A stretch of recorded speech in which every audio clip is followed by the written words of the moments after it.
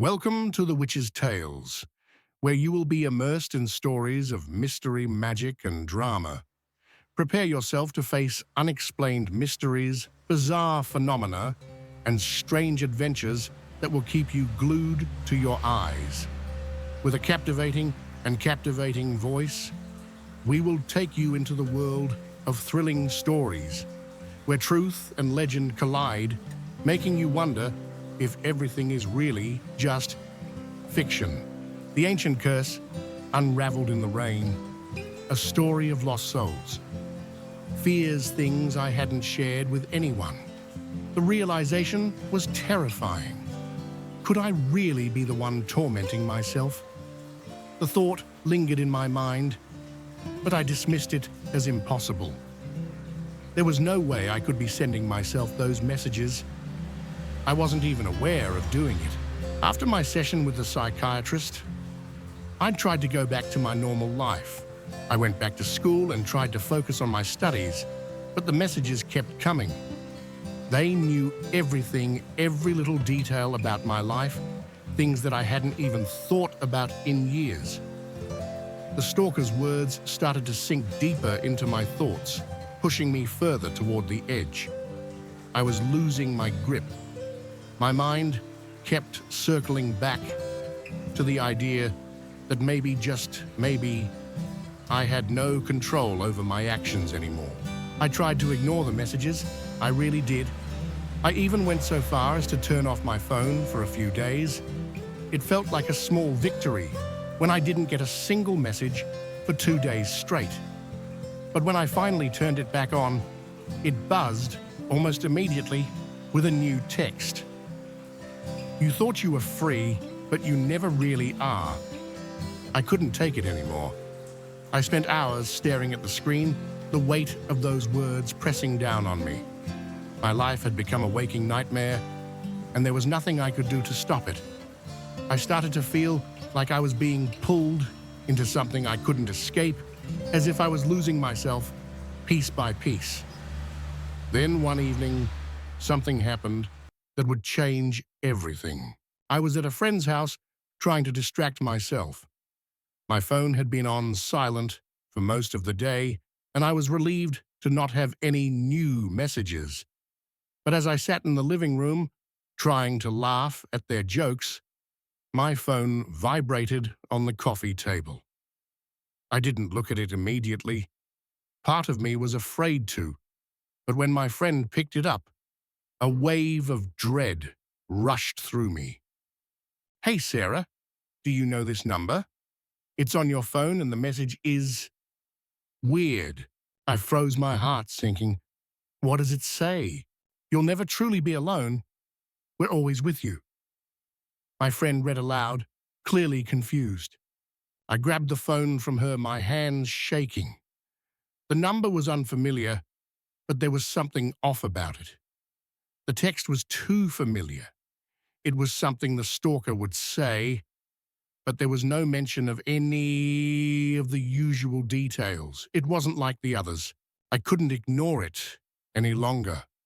My suspicions had been growing, but now I was terrified. What was happening to me? Was I becoming the stalker myself? I immediately called the private investigator. He had been helping me before, and I needed him now more than ever. He assured me he would look into the new message, but he couldn't give me much hope. Days passed without any answers. I spent hours retracing my steps, trying to figure out what had gone wrong. How had I gotten here? The messages stopped for a while, but the dread never really left. Every time I looked at my phone, I expected the next one to arrive. One afternoon, I decided to visit my parents' house again, and the familiar surroundings gave me some comfort. My mom was there, and we had dinner together. The whole time, I tried not to think about the messages, but it was nearly impossible. When the evening ended, I went to bed exhausted, my thoughts still clouded with fear. I had just fallen asleep when my phone buzzed. I didn't want to check it. I tried to ignore the vibrations as they continued. but it was like a compulsion. I reached over and grabbed it. The message was different this time. It was from a number I didn't recognize. "I'm not you, but I know everything about you." My breath caught in my throat. I looked at the screen, trying to make sense of it. The words, the message, nothing felt real anymore. The confusion, the dread, it was all too much. I stared at the message, a deep chill creeping over me. This was not just some sick joke. This was real. And somehow, I was caught in it. The next few days were a blur. I couldn't sleep. I couldn't eat. All I could think about was the messages. Each one grew more personal, more invasive. They knew everything about me, about my past, about my insecurities. One day I received a message that left me paralyzed. It simply said, "You're going to be alone forever, just like I am." I didn't understand it at first, but it hit me hard. The idea of loneliness, of being completely and utterly isolated, it terrified me. And then it struck me with horrifying clarity. What if the person sending me these messages wasn't a stranger? What if it was me? What if I was sending these messages to myself? I couldn't shake that thought. And every day that went by, I started to doubt myself more. The line between reality and paranoia began to blur. Was I truly being stalked, or had I lost my mind? Eventually, I decided to stop fighting it. I reached out to my therapist again. I needed help. I knew that.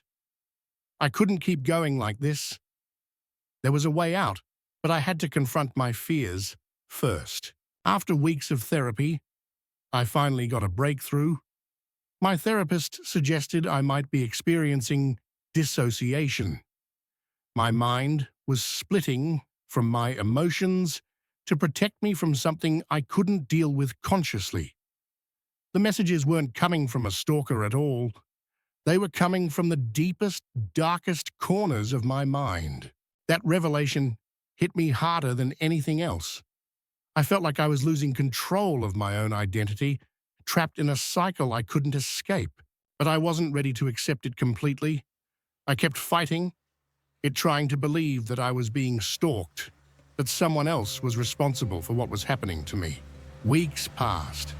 I tried to live my life, to act normal, but the anxiety never left. The messages kept coming, growing more intense and personal. I couldn't outrun it anymore. Finally, I realized what I needed to do. I needed to take back control. I needed to face my fears head on and stop letting the unknown consume me. In the end, I stopped checking my phone, I stopped responding, and eventually, the messages stopped too. But the experience left me forever changed. I had learned that sometimes the biggest threat isn't the outside world, it's what lies within. Now every day I take a deep breath and remind myself that the mind is powerful, but so am I.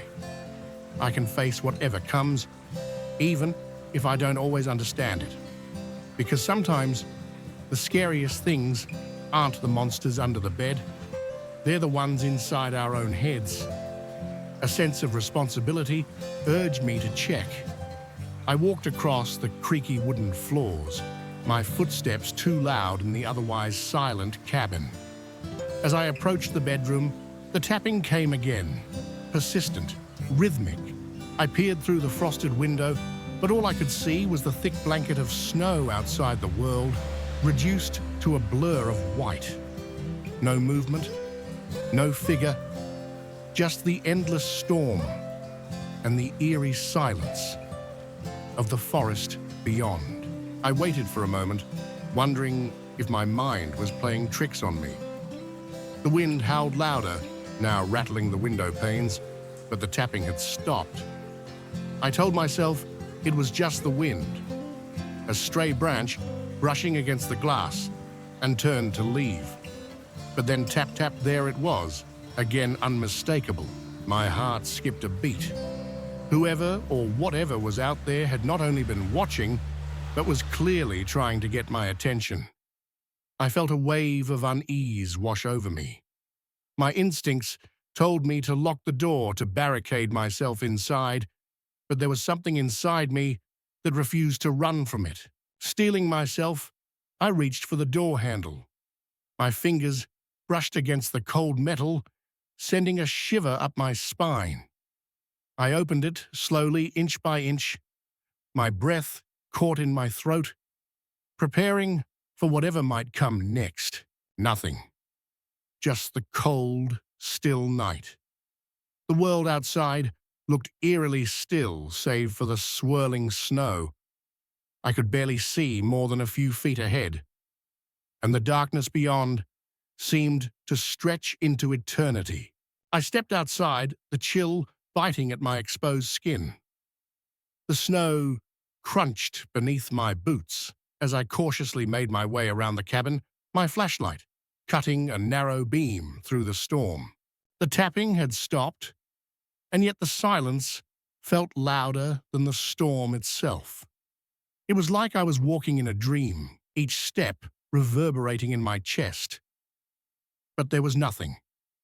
No sign of anyone, nothing out of place, just the cabin, standing alone in the snow-covered wilderness.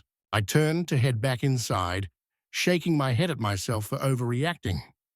Maybe it had been a loose shutter, or the wind finally moving the trees in the distance. I was just tired, that's all. The kind of tired that makes your mind play tricks on you. But then, as I turned toward the door, something caught my eye. On the far side of the cabin, just beyond the trees, I saw movement, a shadow moving quickly between the trunks. I froze. My breath caught in my throat.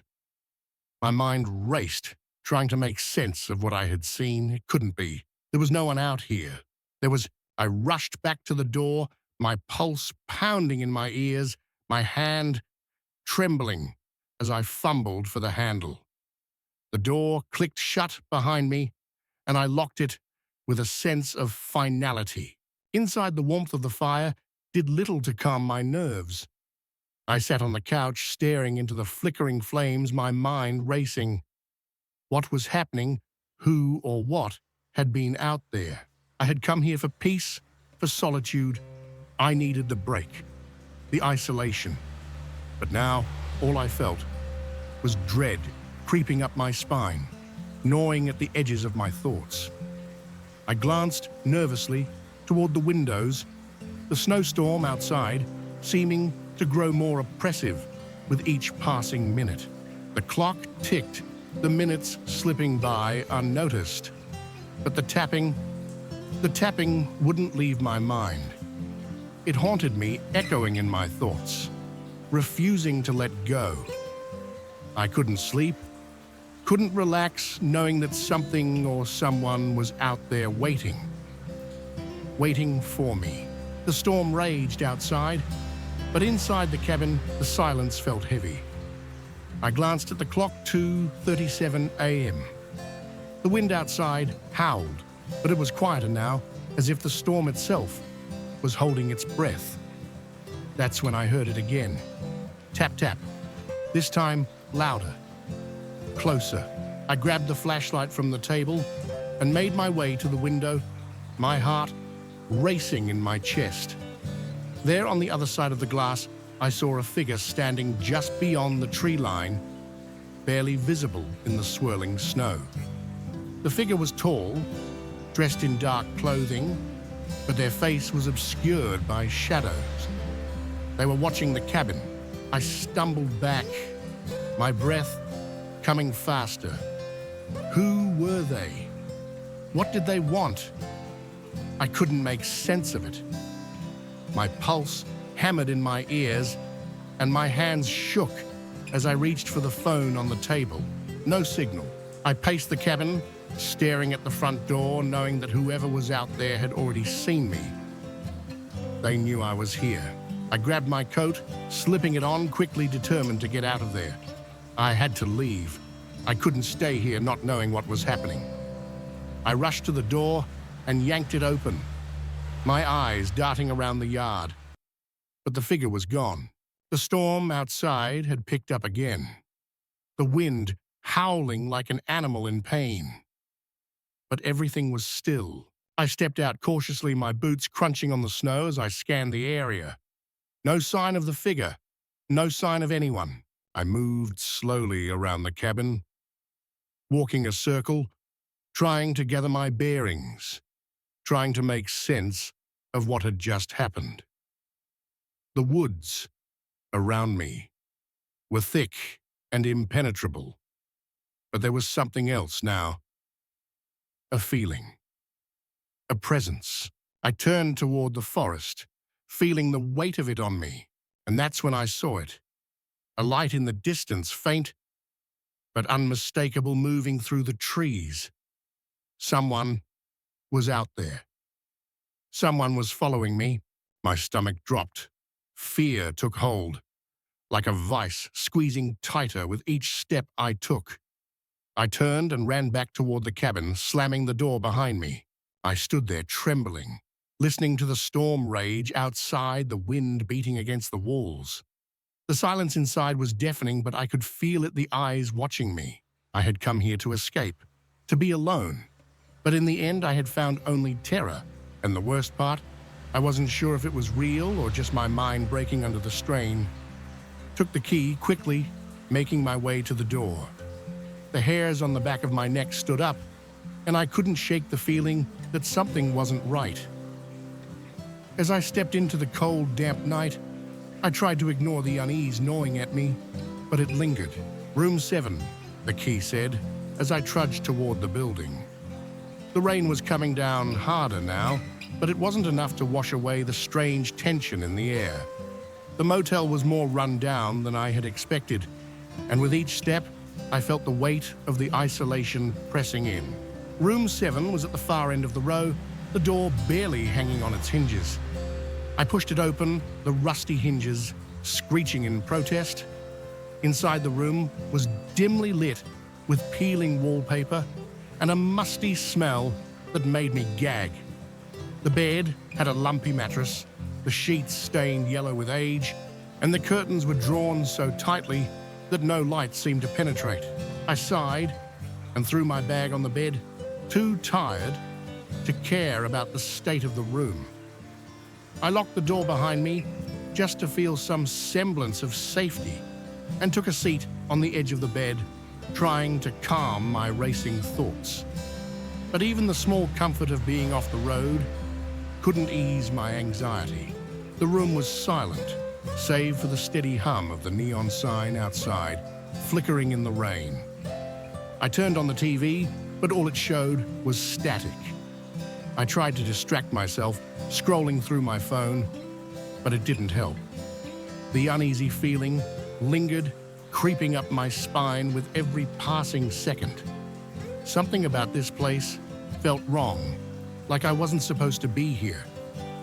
I turned off the TV and lay back, closing my eyes, hoping sleep would come quickly. But the silence grew heavier, suffocating me with its stillness. I tossed and turned, the sound of the rain outside. The only thing breaking the quiet. Just when I thought I might drift off, I heard a noise, a soft thud, then another. I froze, my heart pounding in my chest. I held my breath, listening. The noise came again, louder this time. A tapping sound. It was coming from the window. I slowly turned my head towards it, but there was nothing there. The curtain was drawn tightly, blocking out the view. I sat up slowly, my eyes never leaving the window, the tapping growing more persistent. Was it the wind? A tree branch, I tried to tell myself. It was nothing, but something in my gut told me otherwise. I grabbed my phone and opened the camera app just to check, hoping it was nothing more than a figment of my overactive imagination. But as I peeked through the window, I saw a figure standing there just outside the glow of the neon sign. A tall, dark silhouette, barely visible against the rain-soaked backdrop. My heart skipped a beat. The figure didn't move, didn't speak, just stood there watching. I swallowed hard, a lump forming in my throat. Every fiber of my being screamed at me to get up to run out the door to leave this cursed place. But I couldn't. I was frozen, my body paralyzed with fear. I blinked, trying to make sense of what I was seeing. But when I opened my eyes again, the figure was gone. I exhaled the breath I'd been holding, escaping in a shaky sigh. Was it a trick of the light? My exhaustion playing tricks on me? I tried to shake it off, but the feeling didn't go away. I couldn't stop looking at the window, my eyes constantly searching the darkness outside. Time passed slowly each minute, stretching into eternity, until I finally fell into an uneasy sleep. I woke to the sound of footsteps outside my door. Soft, slow, deliberate. My eyes snapped open, my heart racing again. Who could be out there at this hour? I glanced at the clock, 3:00 a.m. The motel was supposed to be empty, or so I thought. The footsteps stopped just outside my door, and for a moment, there was complete silence. I sat up in bed, my phone clutched tightly in my hand. My mind raced with possibilities. Was it the figure from earlier? What did they want? The door creaked. The lock clicked. I held my breath, staring at the handle, willing it to stay still, but it turned. The door opened, just a crack, but enough for a sliver of darkness to spill into the room. I jumped to my feet, backing away from the door, my mind scrambling for a plan. Was it the old man from the front desk? Or someone else? A figure stepped into the room, tall and thin, their face obscured by shadows. They didn't speak, just stood there silently watching. My blood ran cold. I wanted to scream to run, but I couldn't move. The figure took a slow step forward, their presence filling the room with an oppressive weight. My phone slipped from my hand, the screen shattering as it hit the floor. I didn't care. I was focused on the figure, now my whole body screaming at me to escape. Before I could act, they spoke, their voice low, hollow, like it came from somewhere deep in the earth. "Why did you come here?" they asked. I swallowed hard, trying to find my voice. I was just passing through. I didn't mean to. "You shouldn't have stayed here," they interrupted, stepping closer. The darkness around them seemed to shift like it was alive. "This place isn't meant for people like you." I could barely breathe. The air in the room grew thick, suffocating me. My legs felt like jelly, and I was certain I was about to collapse. "Please," I whispered. I didn't mean any harm. I just wanted a place to rest. The figure didn't respond, just kept staring at me with those dark, empty eyes. I took a step back, my hands shaking uncontrollably. I had to get out of here. "Leave now," they said, their voice like a command, cold and final, before it's too late. I didn't wait for another word. I turned and bolted for the door, my heart hammering in my chest. The cold night air slapped my face as I ran into the parking lot, not daring to look back. I jumped into my car, my hands shaking as I started the engine. The headlights flickered, casting long shadows across the empty parking lot. I didn't care about the road ahead, only about getting away from this place. As I pulled away, I glanced in my rearview mirror. The motel stood behind me, silent and still, the neon sign flickering weakly in the distance. I didn't know what had just happened, but I knew one thing for certain: I would never stop on a dark, rainy night again. And if I ever saw another motel with a flickering sign, I would drive right past it, no matter how tired I was. Because in that place, I had felt the presence of something I couldn't explain, and I wasn't sure I ever wanted to again. From one side of the lobby to the other, the thermostat mysteriously adjusted when I was sure I'd set it to a specific temperature. It wasn't just small things either. It was the consistent oddness, like the feeling of being watched, even though the building was mostly empty. I started feeling like someone was hiding just beyond my line of sight, observing me from behind corners or inside rooms that I hadn't entered. At first, I tried to ignore it, thinking maybe I was just overworked, not sleeping enough. But the strange occurrences continued escalating in intensity. One night, I found the front door unlocked when I was certain I had locked it after my last round. The security cameras, usually flawless, began glitching during the night, with certain rooms flashing intermittently as if someone were moving through them. When I checked the footage, the camera feed was blank. For those rooms during the times I saw those flashes, it was as if someone had been messing with the cameras. But how? One night, while I was doing my rounds on the lower floors, I noticed a light on in an office that was supposed to be completely vacant. Thinking it was a trick of the light, I shrugged it off. But as I approached, the light flickered and dimmed, and I could have sworn I saw a shadow pass behind the blinds. My heart started racing as I hesitated by the door, trying to calm myself. I knocked, but no one answered. I used my key to open the door. To my surprise, the office was completely empty and the light was off. No sign of anyone being there at all, yet I distinctly remembered seeing the light flicker. Something wasn't right. The next night, the strange occurrences reached their peak. I was up on the top floor, checking the emergency exits, when I noticed something unusual. The elevator was moving, going up and down, without anyone inside. I checked the control panel. Everything was normal.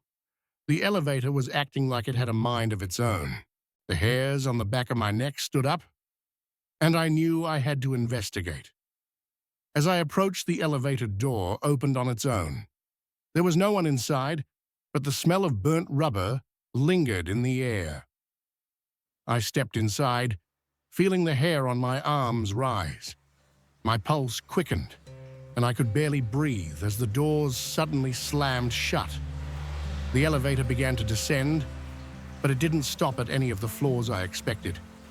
Instead, it took me down further, deeper, into the building, to a sub-basement I had never seen before. The elevator finally stopped with a loud jolt, and the doors creaked open. The place was dark, and the air was thick with dust. As my flashlight flickered to life, I caught sight of something strange. On the floor, old tattered documents scattered around the room, covered in grime. I stepped forward cautiously, my mind racing with confusion and unease. This part of the building didn't make any sense. It was as if it hadn't been touched in years. There were no records of any sub-basement or secret floor in the building plans, so what was I doing here? As I shone the light around the room, the beam caught something at the far end. A door cracked slightly open. My heart skipped a beat. I slowly approached the creaking of my boots on the old wooden floor, making the hairs on my neck stand on end. I pushed the door open gently. Inside the room was filled with rows of filing cabinets, all covered in layers of dust. The cabinets were old, the metal rusted, and the air smelled like decay. But the strangest thing was the way the files inside were organized. They were labeled with names people I recognized, colleagues, clients, even my own name. And they were all arranged in a strange order, like someone had been keeping track of every movement, every interaction. It looked like surveillance files, but I couldn't understand how or why they were here. As I looked closer, a chill ran down my spine.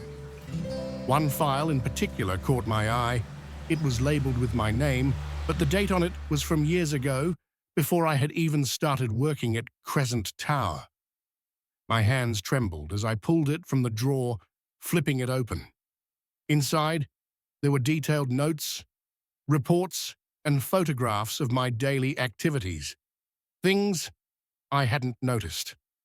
It detailed my every move, my phone calls, even the books I had read in the break room. Someone had been watching me for a long time. A loud noise from behind me made me spin around. The elevator doors were closing, and the elevator was ascending again, as if it had a mind of its own. My pulse raced, and I backed away from the cabinets, clutching the file. The room seemed to close in on me, the walls narrowing as if to trap me. Without thinking, I bolted out of the room, clutching the file tightly, my mind screaming at me to get out. As I rushed toward the elevator, the lights flickered, and the temperature seemed to drop. I could hear whispers, faint voices, but when I looked around, there was no one there. The building felt alive, its cold, empty halls, twisting and shifting in ways I couldn't understand. I reached the elevator, but the doors wouldn't open. The buttons were unresponsive. Panic rose within me as I turned to run back to the stairs, but as I reached the door, something stopped me. In the hallway, I saw a figure, a person standing motionless their back to me. It was one of the security guards, or at least it looked like one. I called out to them, but they didn't respond. The figure slowly turned their face, shadowed by a hood. My blood ran cold as the person took a step forward. There was something off about their movement, something unnatural about their presence. "You shouldn't have come here," the figure said, in a low voice, and I recognized the voice. It was my own. A wave of dizziness hit me as I looked into the person's face. My face. But it wasn't me. It couldn't be. The figure's eyes were hollow, their skin pale and stretched thin. It looked like a twisted version of myself. Before I could react, they lunged at me and everything went black.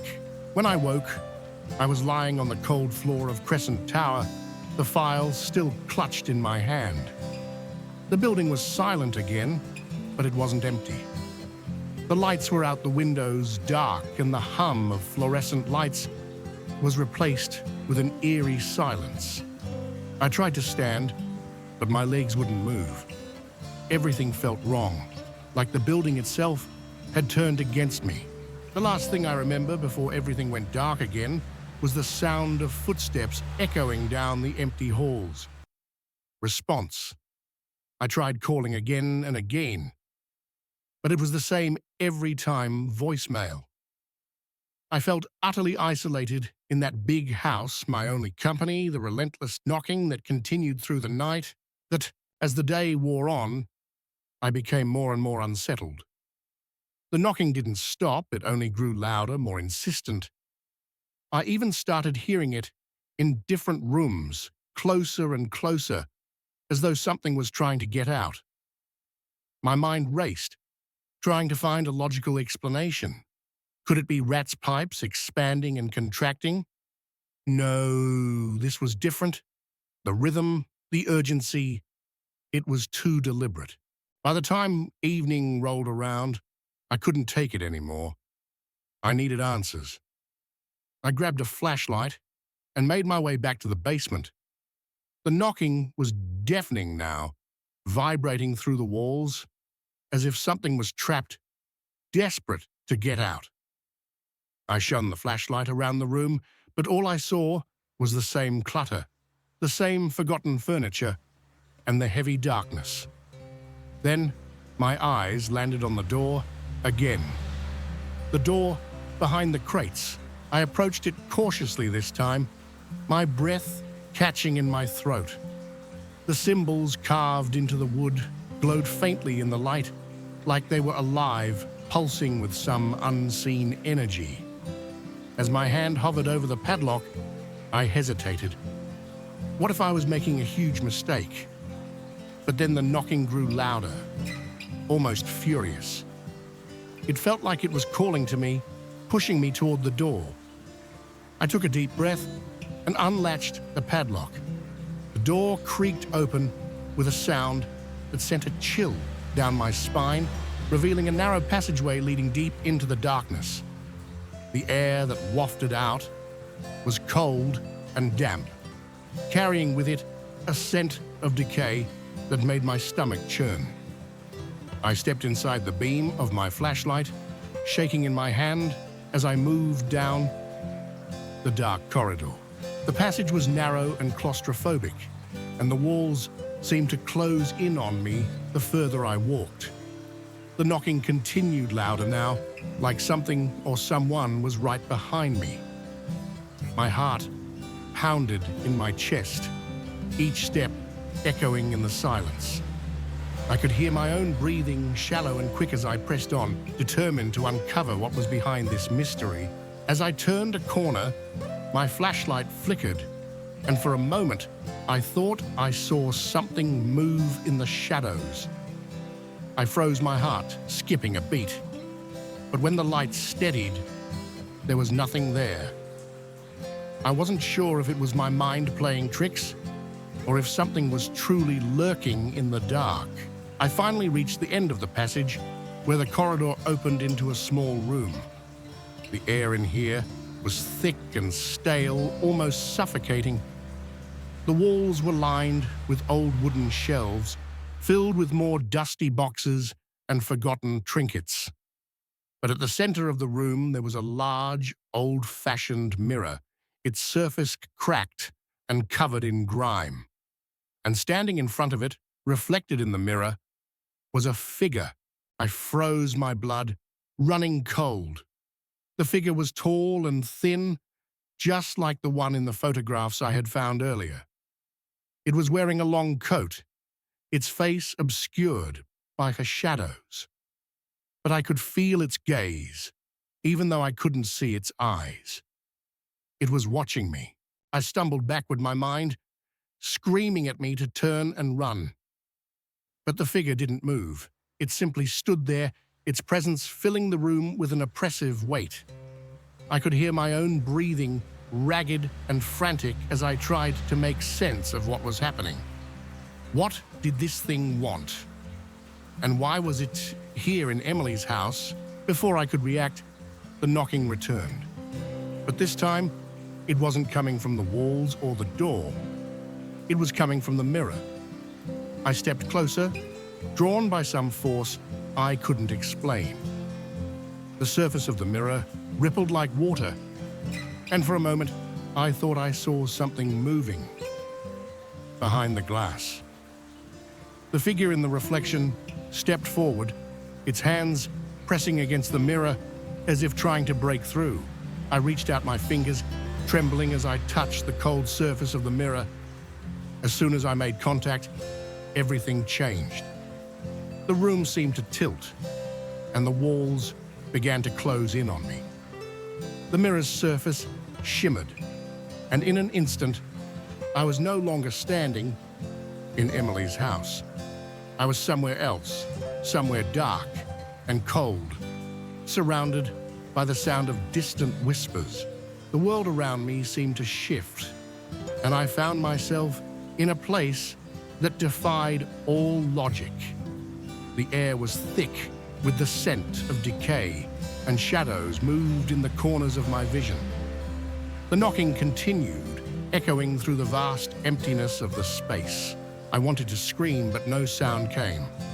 My body felt heavy, as if I was being pulled down into the ground. I tried to move, but my legs wouldn't respond. Panic surged through me as I realized I was trapped in this place, trapped with the figure from the mirror. And then I heard a voice, a low, gravelly whisper that seemed to come from everywhere at once. "You've opened the door, Alex. There's no going back now." I turned, desperately searching for the source of the voice, but all I saw was darkness. The figure from the mirror appeared in front of me again, its face still obscured by shadows, but now I could see its smile. It was wide, too wide, and filled with an inhuman hunger.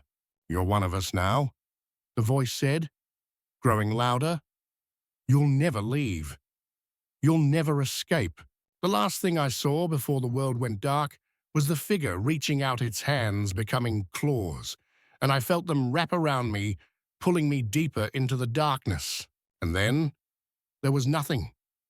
That had become a living nightmare. I packed up my things in a daze, the events of the past few days a blur in my mind. The thought of staying there even one more night made my skin crawl, and I couldn't help but wonder if I'd ever truly escaped the horrors that had taken root in apartment 4B.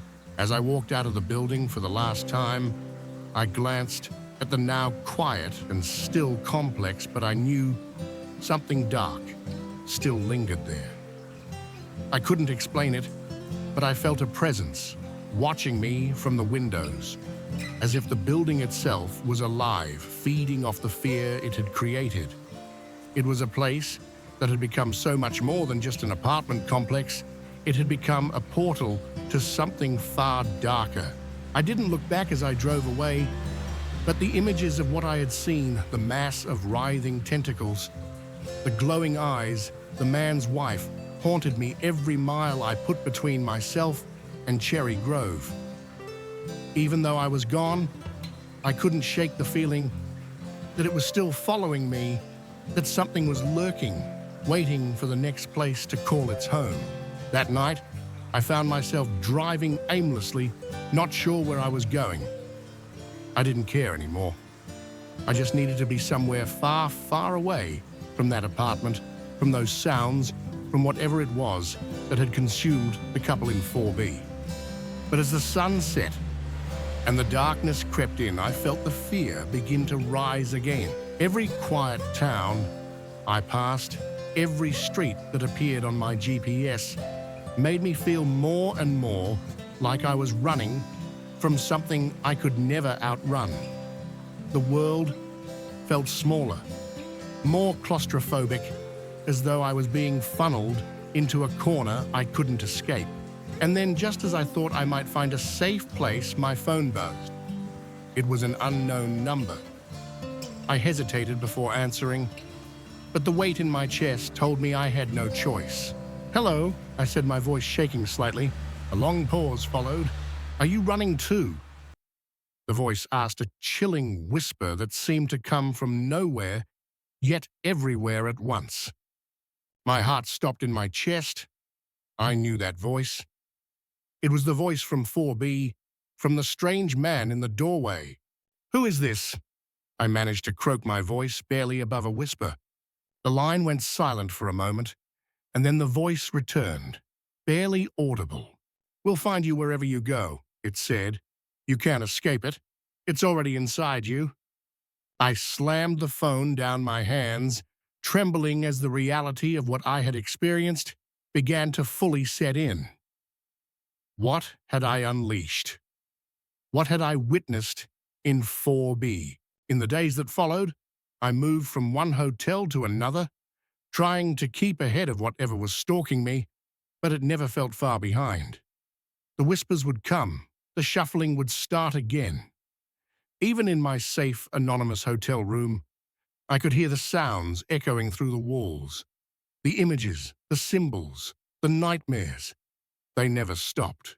And the worst part, I knew it was only a matter of time before I would find myself somewhere new, somewhere just as quiet, just as still.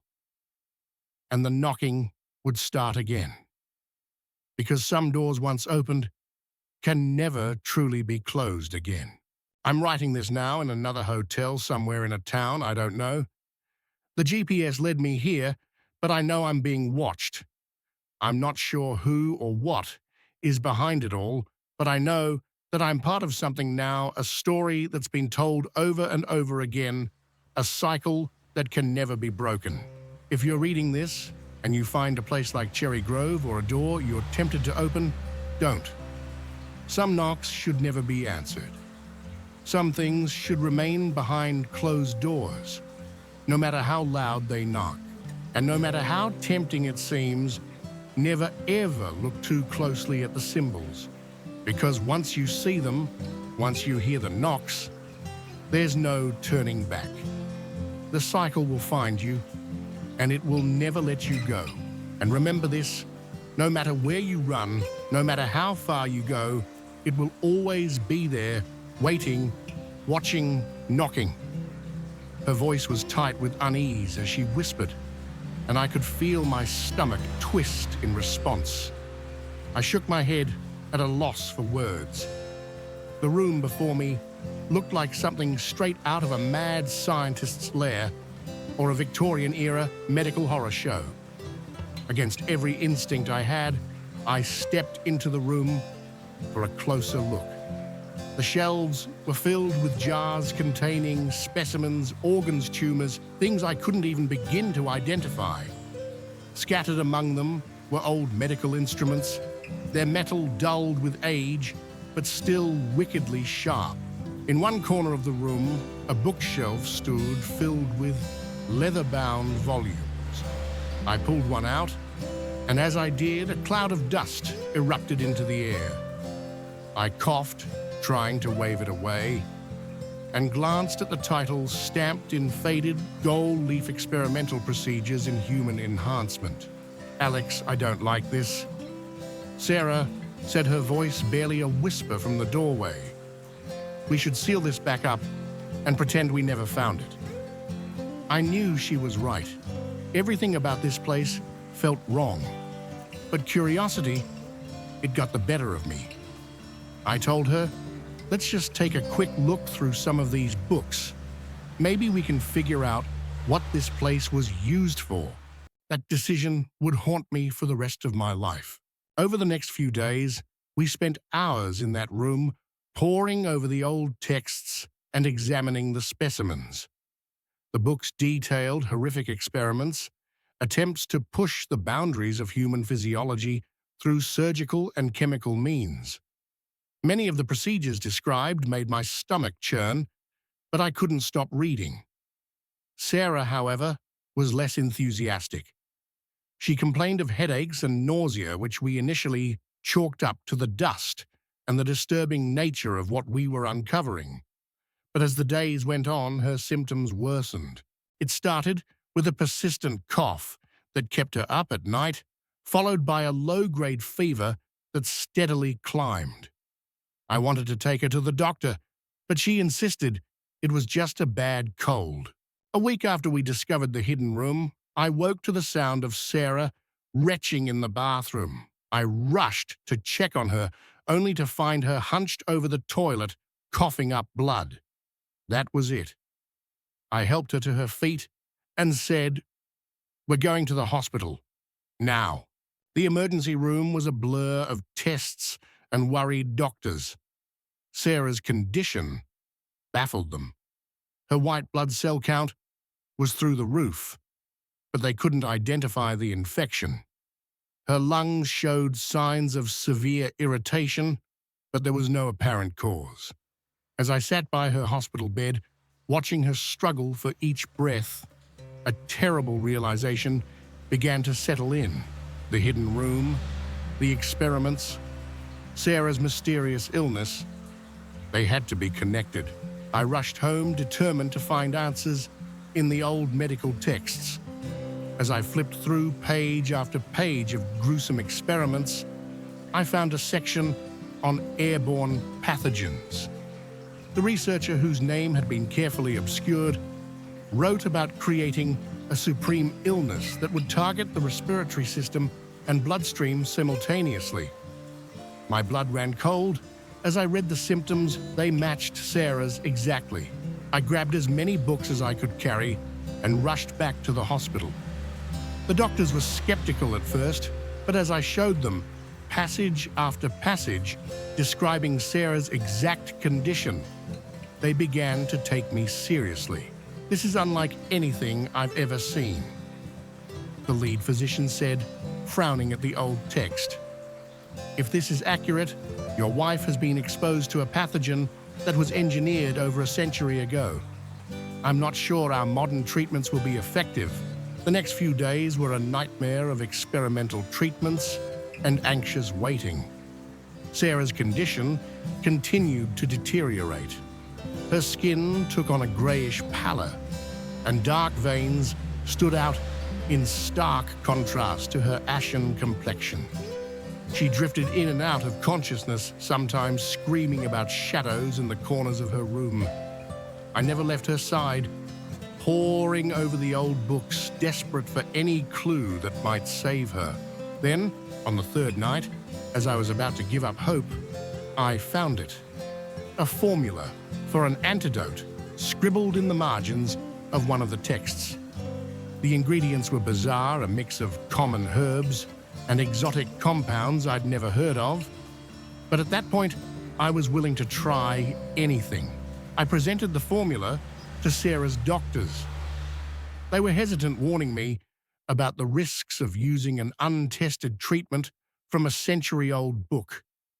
But as Sarah's vitals continued to drop, they agreed it was worth a shot. The hospital pharmacist worked through the night, combining the strange ingredients according to the ancient recipe. As dawn broke, they administered the first dose. For hours, nothing seemed to change. Sarah's fever raged on her, breathing labored and painful. I held her hand, silently begging whatever powers might be listening to save her. Then, slowly, miraculously, her fever began to break. Her breathing eased. The grey tint to her skin faded. Over the next few days, Sarah's recovery astonished her medical team. The mysterious pathogen that had ravaged her body seemed to vanish without a trace. A week after we administered the antidote, Sarah was well enough to come home. But our ordeal was far from over. As Sarah regained her strength, she began to change in subtle ways.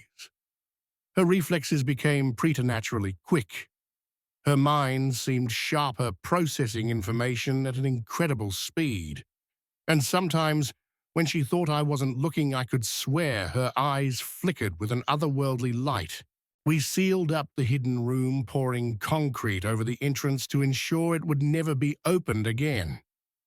We told ourselves we'd put the whole nightmare behind us, but deep down, we both knew that whatever had been unleashed from that room had changed us forever. Sarah's enhanced abilities grew stronger with each passing day. At first, we saw it as a silver lining to our horrific experience. But as weeks turned to months, I began to worry. What if the changes didn't stop? What if the human enhancement experiments detailed in those old books had finally succeeded a century later? We don't talk about the hidden room anymore. We've settled into a new normal, pretending that our lives haven't been irrevocably altered. But sometimes late at night, I catch Sarah staring at her reflection, a mixture of wonder and fear in her eyes. And I can't help but wonder what else might be hidden in the walls of our home. What other horrors from the past are waiting to be unleashed? One thing's for certain, some doors are meant to stay closed. Some secrets are meant to remain buried.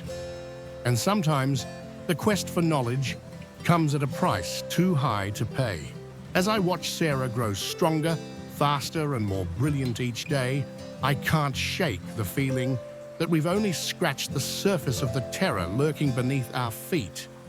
And I fear that one day the full consequences of our discovery will come to light, changing not just our lives, but the very fabric of the world around us.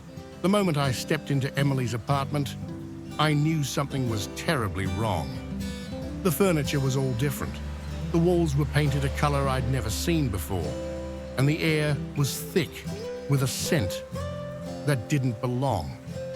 But the key had worked. My things were still there, scattered among items I'd never seen before. In that instant, I realized I had stumbled into a nightmare that defied all logic and reason. I'd been house-sitting for my friend Emily while she was away on a 2-week business trip to Tokyo. It was a simple enough arrangement: water her plants, feed her cat, and make sure nothing caught fire.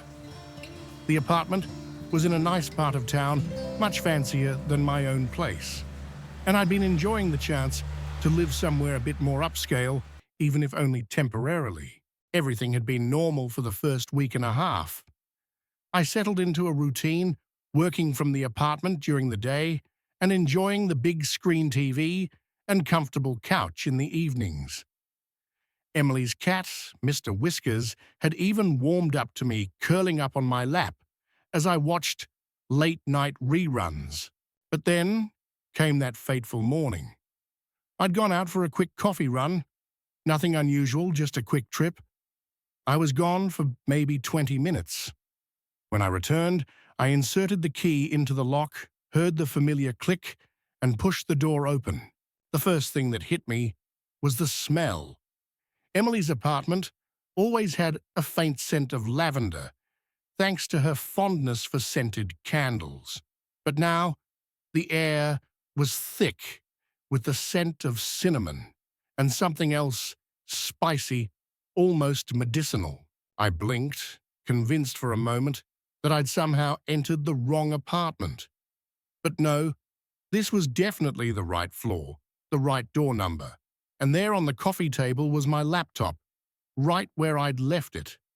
But the coffee table wasn't the same. Instead of Emily's sleek modern glass table, my computer sat on a heavy ornate wooden piece that looked like an antique. The couch behind it wasn't the plush grey sectional I'd been lounging on for days. It was a floral patterned monstrosity, something that looked like it belonged in an elderly woman's living room. "What the hell?" I muttered, taking hesitant steps further into the apartment. The walls, which had been a soft beige, were now a deep burgundy. Heavy curtains hung over the windows, blocking out most of the natural light. The whole place felt darker, more closed in. I spun around, my heart pounding. This had to be some kind of elaborate prank. Maybe Emily had come home early and decided to play a trick on me. But even as I thought it, I knew it was impossible. There was no way anyone could completely redecorate an apartment in 20 minutes. "Hello," I called out, my voice shaky. "Is anyone here?" No response, just the ticking of an old grandfather clock that definitely hadn't been there before. I moved further into the apartment, my eyes darting from one unfamiliar item to the next.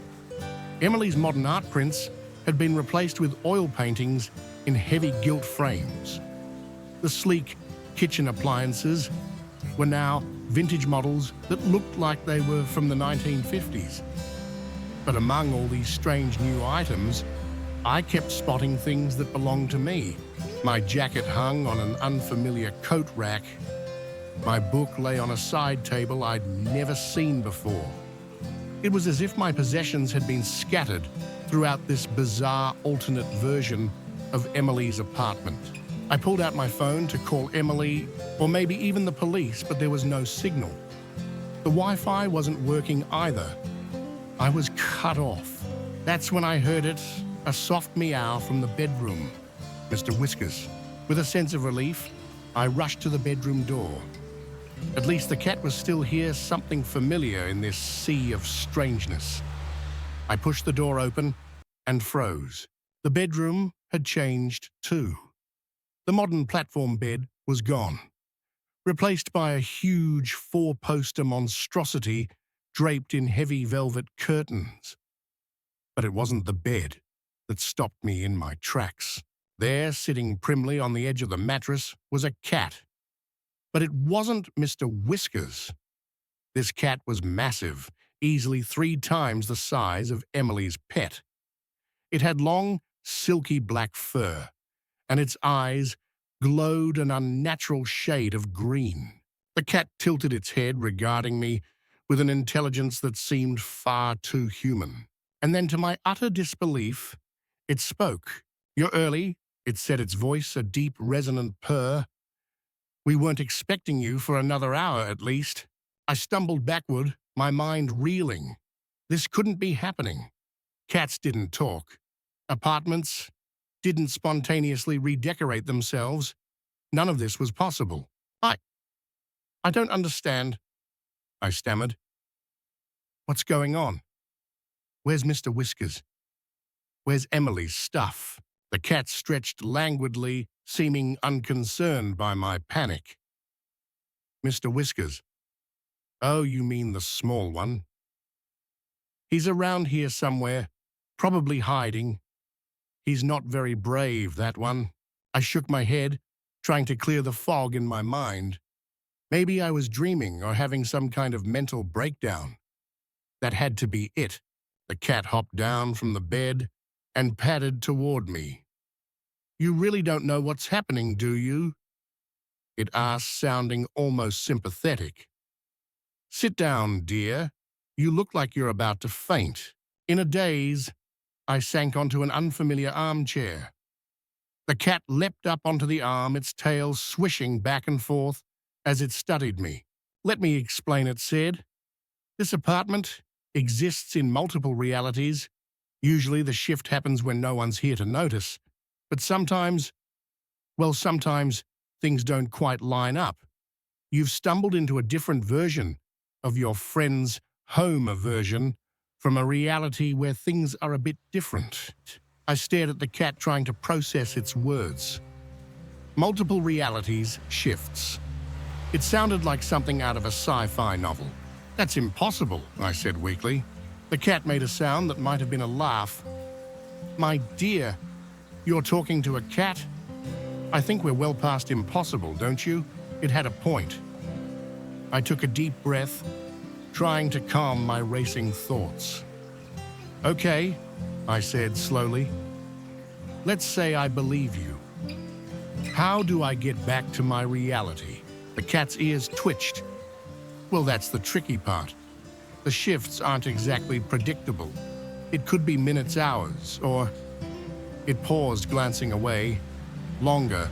"Longer," I echoed, a new wave of panic rising in my chest. "How much longer? I can't stay here. I have a life, a job, people will wonder where I am." The cat's voice softened. "Time moves differently between realities," it explained. "When you return to your world, it's likely that very little time will have passed. But I won't lie to you. I've seen people trapped here for what felt like years to them. The room seemed to spin around me. Years," I whispered. "I could be stuck in this strange alternate version of Emily's apartment for years. There has to be a way back," I insisted. "Some way to control it." The cat tilted its head, considering. "There are methods," it said slowly. "But they're dangerous. Unpredictable. You might end up somewhere even further from your reality." I stood up, pacing the unfamiliar room. "I'll risk it. I can't just sit here and wait. What do I need to do?" The cat watched me for a long moment, its eerie green eyes unblinking. Finally, it sighed. "Very well," it said. "But remember, I warned you. The process involves a series of tasks, each designed to attune you to the energies of different realities. If you complete them successfully, you should be able to guide yourself back to your world." Over the next few hours, or was it days, time seemed to move strangely here. The cat guided me through bizarre rituals. I drew complex symbols on the walls, with crushed herbs, chanted in languages I'd never heard before, and even caught and released a spectral mouse that phased through the walls. Throughout it all, the apartment kept changing. Furniture shifted, walls adjusted, and once I looked out the window to see a sky filled with 3 moons. The cat remained my constant companion, offering guidance and warnings in equal measure. I learned that its name was Kronos, and that it had been guiding lost travelers between realities for centuries.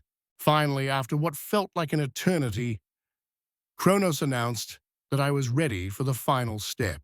Remember, it said, gravely, focus on your reality. Picture it clearly in your mind. Any doubt, any stray thought, and you could end up anywhere. I nodded, closing my eyes. I thought of Emily's apartment just as I had first seen it. I thought of Mr. Whiskers, of the life I had left behind. In my mind, I reached out feeling for the fabric of reality itself. There was a sensation of falling, of being twisted inside out. And I opened my eyes. I was standing in Emily's apartment, the real one. The modern furniture, the soft beige walls. My coffee, long since gone cold, sat on the glass table where I'd left it. Shaking, I checked my phone. Only 30 minutes had passed since I'd left for my coffee run. It was as if the whole bizarre adventure had never happened. But as I sank onto the familiar grey couch, I noticed something on the coffee table that hadn't been there before: a single long black hair, too big to be from Mr. Whiskers. And there, just for a moment, in the corner of my eye, I could have sworn I saw a pair of glowing green eyes watching me from the shadows. I never told Emily about what happened in her apartment. How could I? She'd think I was crazy.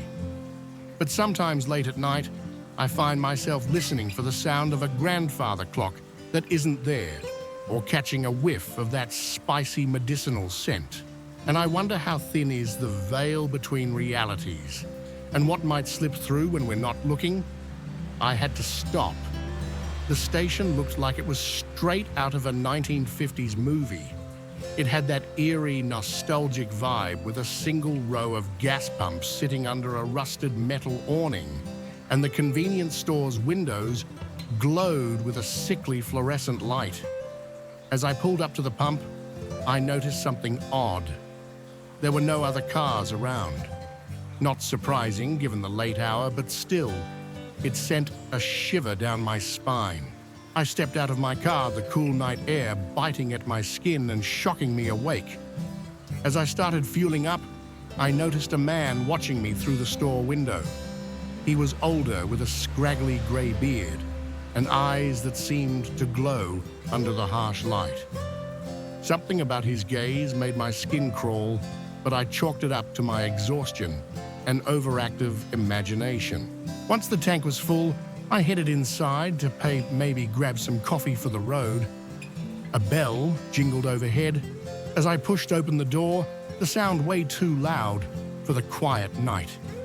The store was cluttered shelves, stocked with a bizarre mix of everyday items and things I'd never seen before. Cans of food sat next to jars of what looked like preserved animals. Bags of chips were crammed next to bundles of dried herbs tied with twine, and everywhere I looked, I saw them dolls.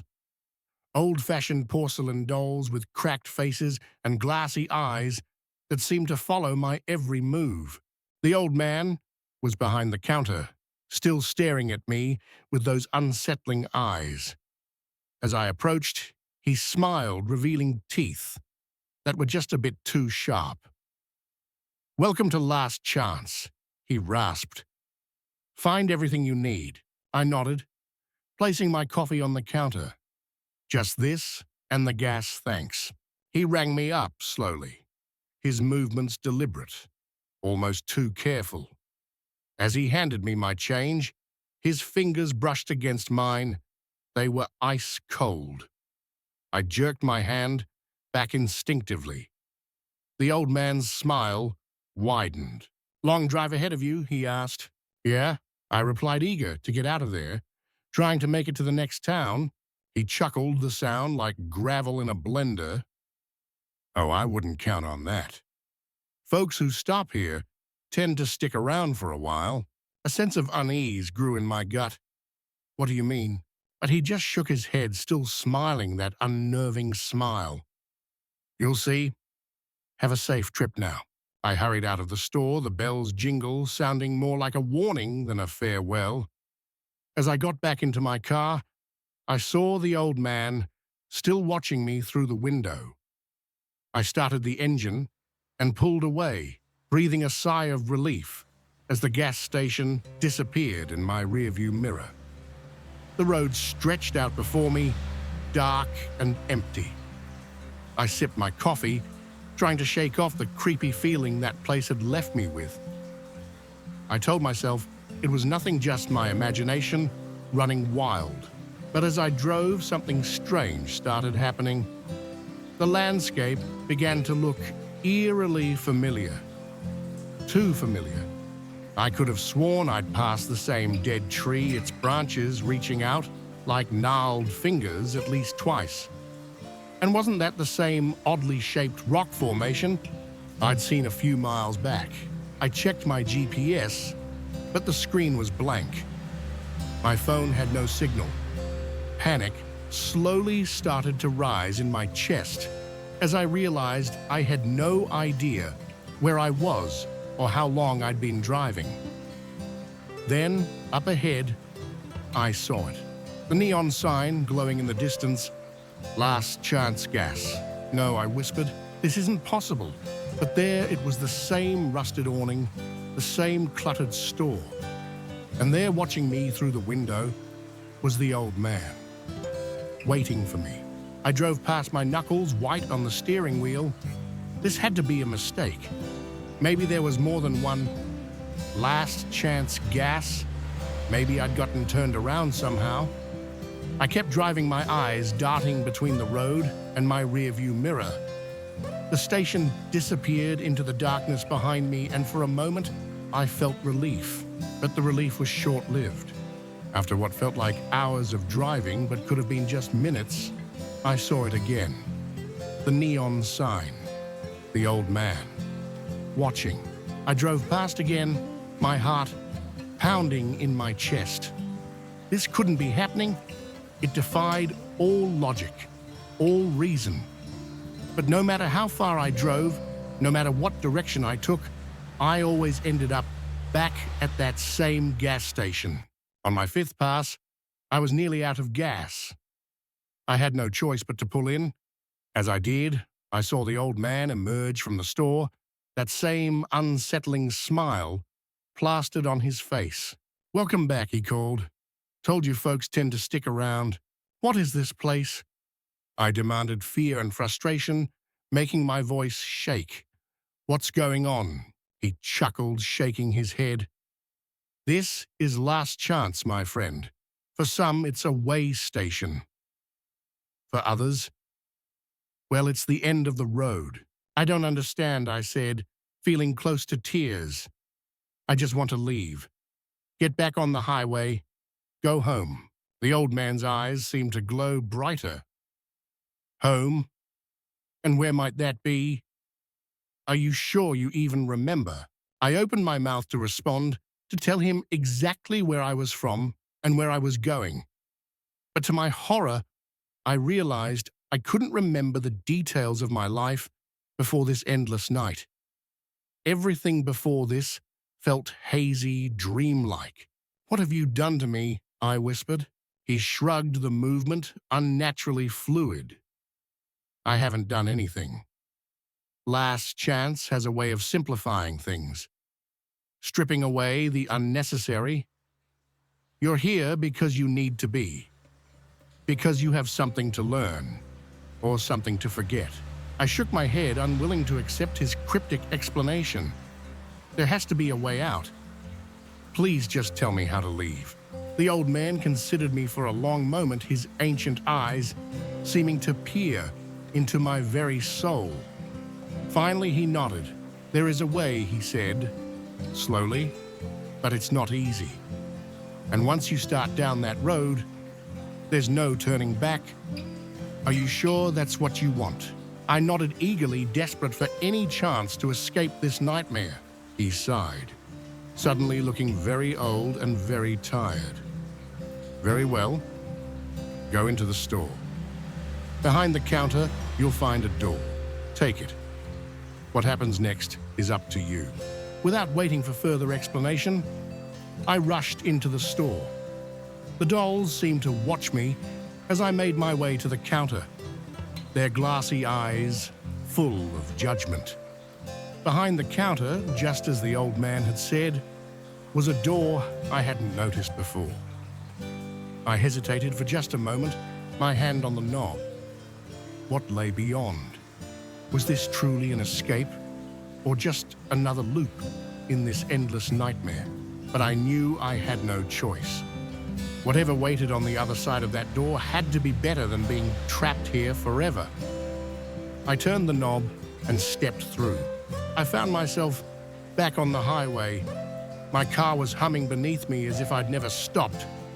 The sky was beginning to lighten with the first rays of dawn.